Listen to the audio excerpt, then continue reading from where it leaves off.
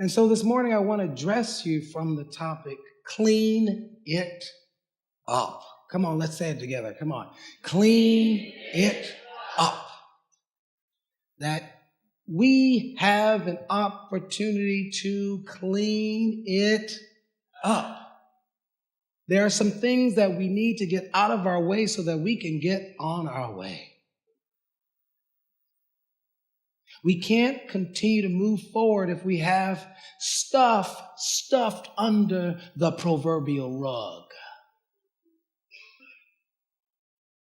And we wonder why we struggle and suffer and can't move forward. It's because we've got some unfinished business. Anybody here who I'm talking about? There's a passage here in Proverbs, the 28th chapter, the 13th verse, that is instructive for how we are to handle unfinished business or errors in judgment or mistakes we have made or our breakdowns or our mess ups. You get the point. Here it is. It says, conceal your offenses and you will not prosper. Conceal your offenses and you will not prosper. Confess and renounce them and you will obtain mercy. So when I asked a minute ago, is there anything you need to get on top of and clean up? You've got some messes that need to be handled. You've got some incomplete business. To conceal it, to hide it, is to harbor it. Come on, say that with me. To hide it is to harbor it. And what I hide and harbor from myself, I give permission for it to grow. I give permission for it to live. And we want to check in to see if there's aspects of our lives and places and spaces within our movement that we may be avoiding, the unsaid thing, the unforgived thing, as Dr. Brenda was talking about, the unchallenged thing, the unconfronted thing. That's the thing that's got us. Are you following me? And we've got to be willing to admit it. That's what confess means. So I'm not saying you have to go and sit in a booth and confess.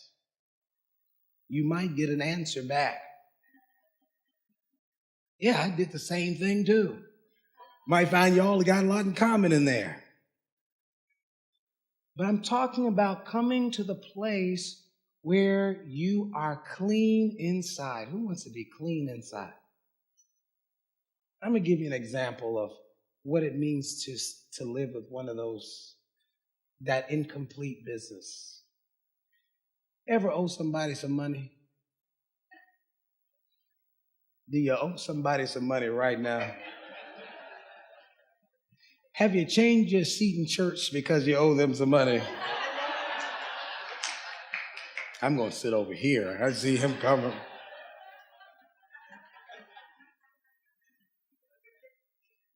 And you have it within your soul that I want to get this handled. I want to get this resolved. And you don't handle it. Ever owe somebody an apology? You did something, you really messed up with them. But you justify why they don't deserve it. Well, you know, if they were nicer, maybe I'd come and tell them I'm sorry. Come on, talk to me now. You know what I'm talking about here. But here's the piece. Where is all of that living? Huh? Where's all of that unfinished, unaddressed business living? Yeah. And here's the thing. If I don't confess it, I don't address it, it's mine forever. Are you following me? Energy cannot be created nor destroyed. It simply changes forms. So if you're out of shape, it may have nothing to do with your diet. It may have to do with some emotional weight you're carrying on your back. Are you following me? Look at someone on your left and right and say, he doesn't know what he's talking about. Go ahead and talk.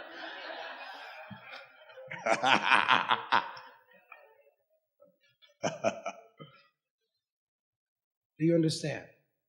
So there's this place that we get to resolve, to come to completion, to clean up. One of my favorite characters in the Bible is talked about in John.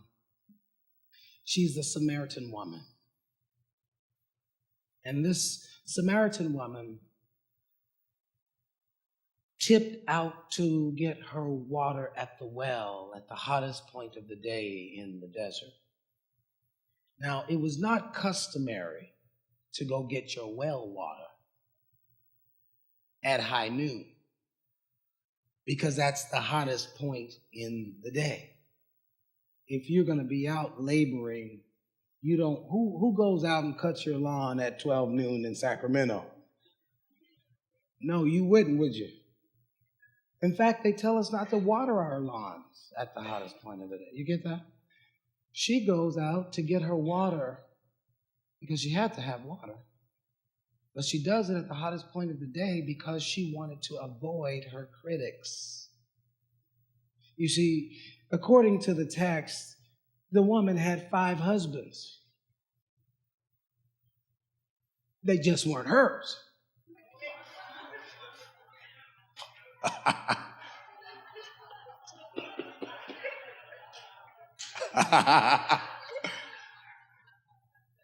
And she was on number 6 at that point. And so apparently the women in the city were just a little bit upset about the matter and put the bad mouth on her. She decided she wasn't coming to the well when they were there. Get my water at noon. So she wanted to avoid dealing with this. And so she gets there at the hottest point of the day, and guess who's coming along? Jesus just happens to be coming along to that very well. Unusual activity, because this was not a place that Jews would normally associate. They wouldn't associate themselves with Samaritans. And particularly her, of her station in life, it was just an unusual kind of encounter. And here comes Jesus. Not just any Jesus, thirsty Jesus. And thirsty Jesus comes up and asks the lady for a drink of water. And she says to him, hey, wait a minute. You're a Jew. You don't talk to Samaritans. How can you ask me for a drink of water? He says, anybody else out here?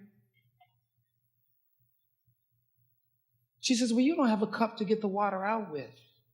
He says, can I have a drink of water? Now, I want to park here for a moment. Here she is, sneaking about, trapped in the story of her past. She meets someone who encounters her and does not hold her to her history and hold her to that guilt and is accepting her for who she is. And she doesn't know how to handle it. Are you following me? How many of us have been at that point where we have reminded other people of how awful we are without an invitation? Come on, tell the truth and stay in church this morning. Have you ever done it?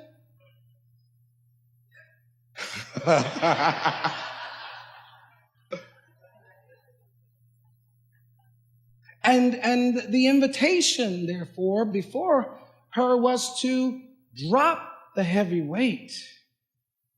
You're not being held to your history. The only person who can hold you to your past and hold you to your failure and hold you to your limitation is you. You messed up before. Anybody here messed up before? You didn't get it right before. Anybody? And so here you have an encounter in your life. You pray for him. You pray for the man. You pray for the woman to come in your life. You pray. Somebody love you and accept you and acknowledge you for who you truly are. Here they come. And then you dump on them. I'm not worthy, though. Are you feeling it?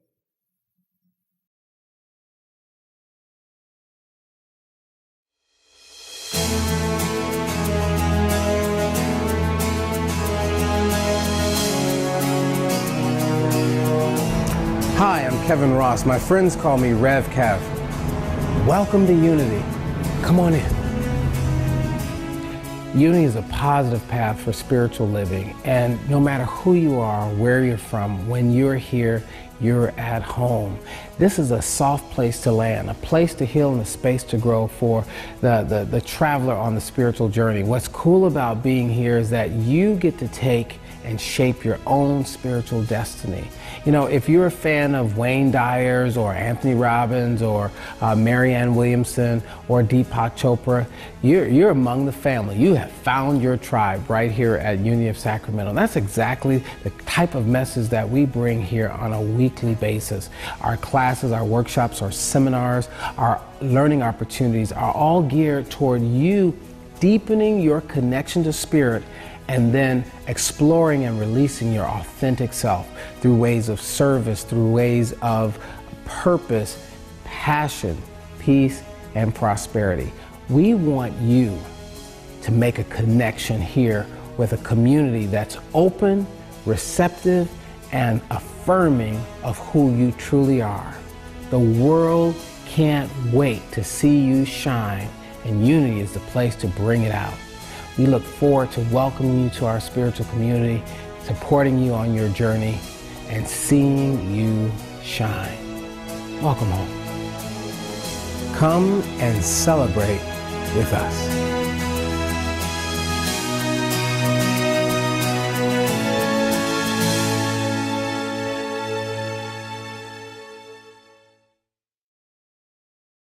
We know who you really are. You are the spiritual image and the very likeness of God. I was having a series of dreams, culminated with a dream in which I was stabbed in the heart. Pain was excruciating. I screamed out, and I died. When I woke up, I could see that we were surrounded by this universal presence that I labeled at that time love, beauty. And it got to the point where everything that I had attained in my life, I lost. I never felt like I fit in. Never, anywhere. I tried to function in my life as a young man, in my teens, in my 20s, with the theology of my childhood, and it didn't really work. I immediately lost all my friends. People thought I had freaked out. I had a tremendous amount of guilt for what I thought I had done to my life. The love was so intense. I had never experienced anything like that before, and the beauty was beyond description. And as I look back, what I discovered, when you try to find satisfaction on things outside of yourself, what inevitably follows is dissatisfaction. It's a challenge to live in a world that rewards conformity. For those people who are dissatisfied with their faith traditions, their particular backgrounds, they're dissatisfied, this is for you. Something opened up, and I could see that we were surrounded by the presence of God. soul, perhaps on some level, was saying there's more in you to come out.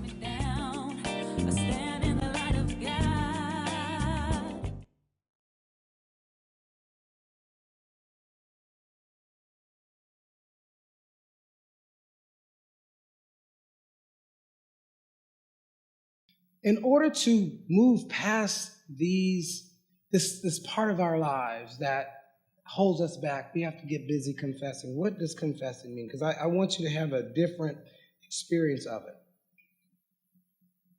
Rather than conceal, confess. To confess is to admit.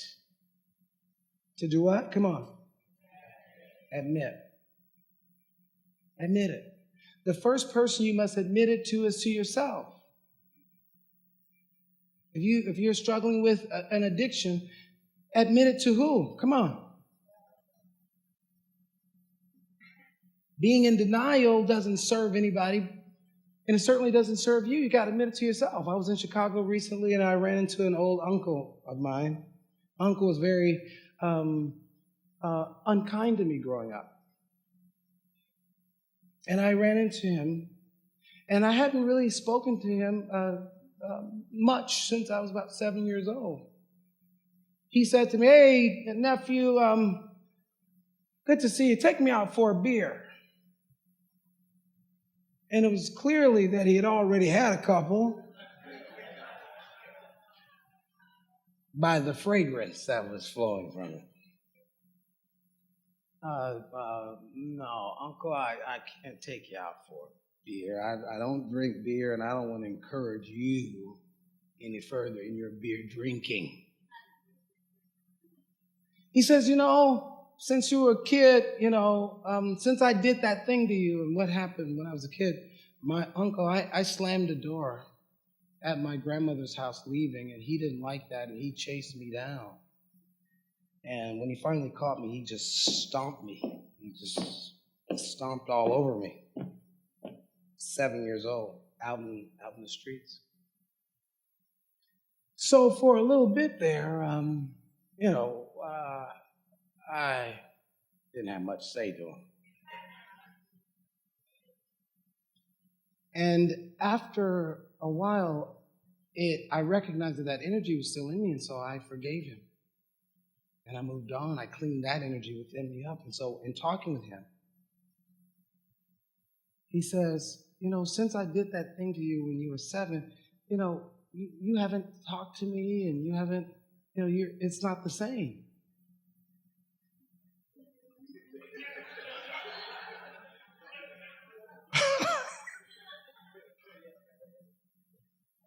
As evidenced by his denial, let's go out and get a beer. But here's the piece. In that moment, what I discovered in the interaction with him, that was his way of confessing. That was his way of admitting that I did something wrong, and he wanted my forgiveness, and I told him, I forgive you. I'll let that go. But he has still not admitted to himself that he's got an alcohol problem. Are you following me? And so he's been living with this guilt. Are you harboring any guilt that's in your way for something that happened 100 years ago? The guilty consciousness always breeds punishment. Together, come on. The guilty consciousness always breeds punishment. You will breed that punishment either through self-sabotaging activities, or you'll invite others to come into your life and ruin it for you. Are you following me? Confess, admit it. When you are admitting it, you are discharging its power over you. You can then begin to see who you are in the matter. We lose sight of who we are in the matter because we are so addicted to outside validation. Are you following me? Metaphysically, the 5 husbands that this woman had represent the 5 senses. and her attachment to the five senses and the things from the outer. Are you following me? And so she comes to a place in her life where she gets to encounter Jesus to let her know that it's not the stuff in the outer that can feed you and satisfy your soul. I've got some living water. Something that will burst from within you perpetually, springing up into eternal life, he said. She was like, I want that kind of water. So there's some things we get to do in order to actually receive this, the living waters of joy and peace and harmony and health and wholeness and unconditional love. First thing, again, is what? Come on, confess it. I got to get you out of here. Come on, let's say it. Come on. Confess it. The second thing is confront it. Say it with me. Come on. Confront it. Confront your guilt. Don't let it live in your soul rent-free. Are you following me? Confront your shame. Don't let it hang out all over you like a mink coat. Some of us are proud of our shame. We're proud that we've gotten to the place, at least, that I'm conscious that I was wrong. So now we stick out there. We just hang out conscious that I'm wrong. See, I've admitted I'm wrong. I was wrong about that. I was wrong. Okay, well, next. Have you got it? Confront the shame. And then clarify. Everybody say, come on, clarify. Come to the point where you are aware of your true spiritual identity in the matter. You are not your past. And the first person said with me, I am not my past. Again, come on. I am not my past. I am not my issues. Come on. I am not my issues. I am not your issues. Come on. I am not your issues. Are you following me? Clarify who you are in the matter. And who you are in the matter is a divine way that the presence of God can flow through. Who wants to be in the flow? See, that's not enough for me. I want to be in the overflow. That my only complaint is that my cup runneth over and my saucer too. Are you following me? Clarify who you are in the matter. Keep on reminding yourself that I am more than my story. I am the author. I am the author of my life. Have you got it? Clean it up. Are you following me? That's the next one. Come on, say it. Clean it up. Now that you are clear of who you are in the matter, have the courage to go clean it up. Have the courage to go say, son, I apologize to you for judging you all these many years for who you choose to associate in your life. Go clean it up. Hey, I know I owe you that $1,000, and would it be all right with you if I paid you just a little bit a week until I pay it off? I'm having a hardship financially. Come on, clean it up. Go tell your daughter, I'm sorry, I was never there for you. Fix your messes. It says confess and forsake. To forsake is to abandon the old erroneous pattern. And then start living clean. And after you go through cleaning it up, bright new day. Fresh new start. And that's when you are in position to complete. And then you're free to meet Jesus at the well. Well, you will be invited to receive the unconditional love, where you'll come to know that You're wonderful just the way you are. Stop beating yourself up. It's breaking God's heart.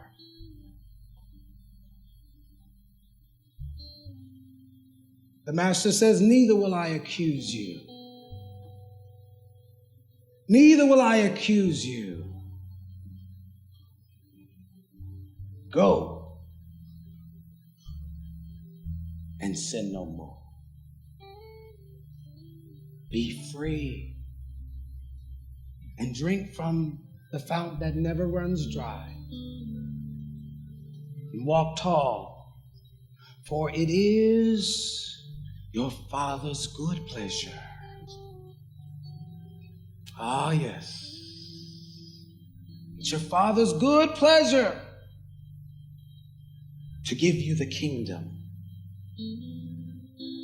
Make it your good pleasure to receive it. And if you do, you will have it all. And so it is written, and so I have spoken it, and so you have heard it, and so it is. Amen. Thank you so much for watching Design Your Life with Kevin Ross. We see you blessed, empowered, and thriving in every way. Please visit us online today at unityofsacramento.com or come and visit us in person for one of our exciting weekly celebration services at Unity of Sacramento, 9249 Folsom Boulevard in Sacramento, California. Our weekly service times are 9 and 11 a.m. We look forward to welcoming you home and seeing you again right here next week. Oh, yeah.